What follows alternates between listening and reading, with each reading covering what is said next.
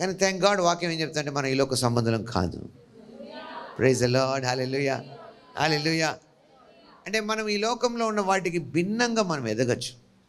కానీ నా బాధ ఏంటంటే, నేను ఎందుకు చాలా నెమ్మదిగా అయిపోయానంటే, నేను ఒక కైండ్ ఆఫ్ థింగ్స్ చూశాను.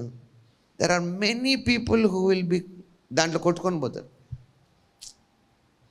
ఈ మోసంలో. మీరు అనొచ్చు ఎవరు అంటే, దేవుని ఎరిగిన వాళ్ళు కూడా. Very few.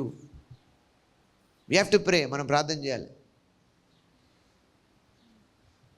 ఎందుకంటే వాక్యంలో ఉంది, ఈవెన్ ఒక చోట రాసి ఉంటుంది, నోవా, దానియేల్, యోబు అలాంటి వాళ్ళు అక్కడ ఉంటే వాళ్ళని వాళ్ళే రక్షించుంటారు, కానీ ఎవరిని రక్షించలేరు. అంటే ఎందుకు అలా అంటే అర్థం ఏంటంటే, నీవు దేన్ని పట్టుకున్నావు అదే నేను రక్షిస్తాను. నువ్వు ఎప్పుడైనా వాక్యాన్ని సీరియస్గా తీసుకున్నావు లేదు, ఇది తీసుకునే టైం ఇప్పుడు. నేను అంటున్నాను కదా, ఒకవేళ నువ్వు ఆ వాక్యంలో స్థిరంగా ఉంటే నీ దారి నీదే, నువ్వు వెళ్ళిపోతావు, నీకు సంబంధం కూడా లేదు. వాక్యంలో ఉంది, ఇసాకు ఆ ప్రాంతంలో ఉండి విత్తనం వేసి పంటను కోసాడని ఉంది 100 రెట్లుగా. అవునా కదా? కానీ మిగతా వాళ్ళు ఏమనుభవిస్తున్నారు? కరువు అనుభవిస్తున్నారు. సో నువ్వు ఏ సిస్టమ్ని పాటిస్తావు అది నీకు ఇప్పుడు ఇంపార్టెంట్. నువ్వు దేంట్లో ఉంటావు? నువ్వు తెలియకుండానే లాగేసుకున్నారు వాళ్ళు, ఎక్కడో ఒకటి నువ్వు దాంట్లో ఇరుక్కున్నావు.